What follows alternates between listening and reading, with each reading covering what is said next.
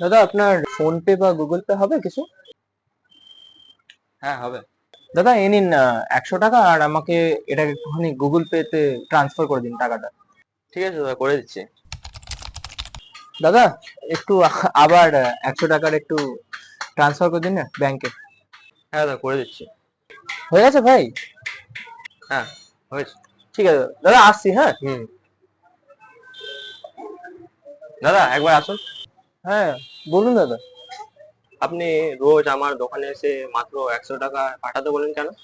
ভাইজান ক্যাম্পে এত ভিড় না, আর ওখানে নেটওয়ার্ক এমনিতেও কিছু পৌঁছায় না, তাই আপনার দোকানে এত দূর অবধি এসে আমি নেটওয়ার্কটা পাই।